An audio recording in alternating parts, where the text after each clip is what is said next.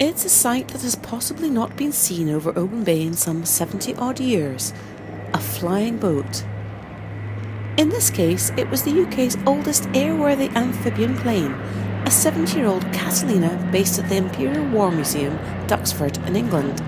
She flew over the Argyllshire Gatherings Open Highland Games on Thursday, August 22nd, 2013, and again over Oban Bay the following day. After, she returned to Oban Airport, where pilot Jeff Boyling, co-pilot Rod Brooking and crew chief Sean Jarvis were on hand to answer questions at an open day. Today we've flown day 2 of the Circuit of Britain Project Hawker 2013. And Project Hawker is all about commemorating the 100th anniversary of Harry Hawker flying a Circuit of Britain, and he did that in a Sopwith waterplane like we see there. And what we're doing is using the oldest airworthy amphibian still available here in the UK, which is the Imperial War Museum Duxford-based Catalina, operated by Plain Sailing Air Displays Limited. Harry Hawker was the only entry in the Circuit of Britain race in 1913. He and mechanic Harry Copper flew more than 1,000 miles of the 1,540-mile circuit in their Sopwith waterplane before crashing into the sea off Dublin.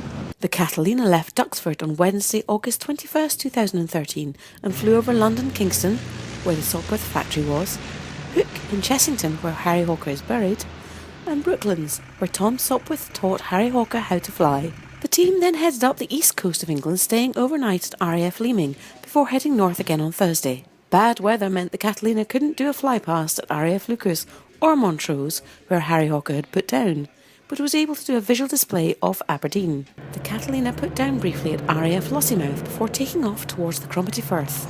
And what an amazing sight. There was cloud on either side, this gap in the middle to go straight through the Cromarty Firth.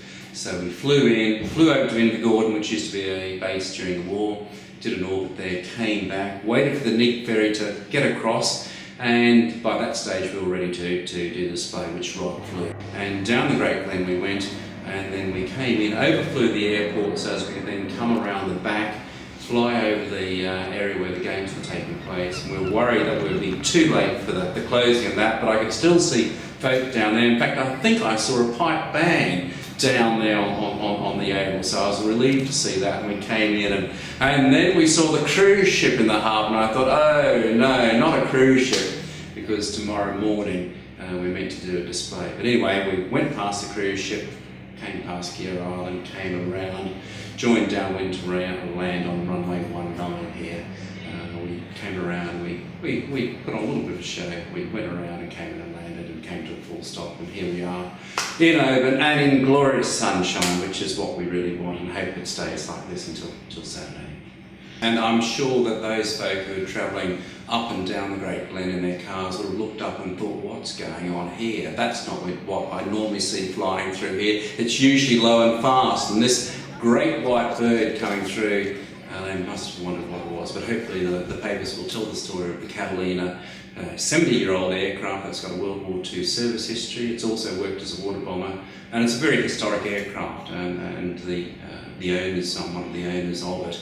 We've got 20 owners, and of the 20 tenor pilots, our aim is to keep this aircraft flying for as long as possible, so that not only the older generation who may have been associated with the Catalina during the war, and of course Oban's got a very strong association, but also to educate the younger generation of what their forebears did, but also keep the spirit of aviation alive, and that's what Project Hawker is all about, commemorating the 100th anniversary of Harry Hawker's attempt on the Circuit of Britain. Alas, he didn't complete it.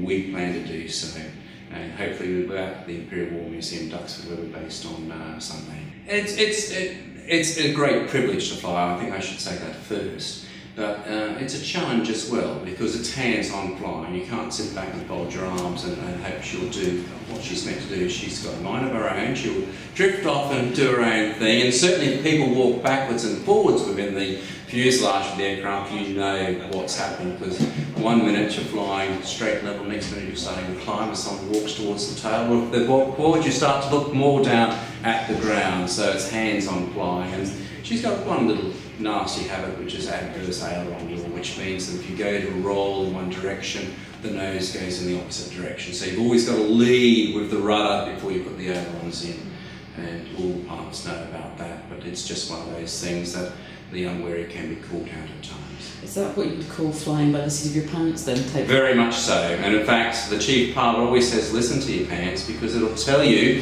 what pressure you've got on either side and therefore what to do with your feet and your hands to make sure it feels comfortable all the way. And if it's comfortable, it should be right. But it's a great plane, it's a great privilege to be involved, and hopefully we can keep her flying as long as possible so that the public can enjoy it, all ages of the public can enjoy it. Six service, runway 19, 27049%, QNH 1014, and start cruise, Golf Yankee Alpha. The Catalina was a source of much delight and wonder at Oban Airport's opening day. She headed south on Saturday for her return journey to Duxford on Sunday.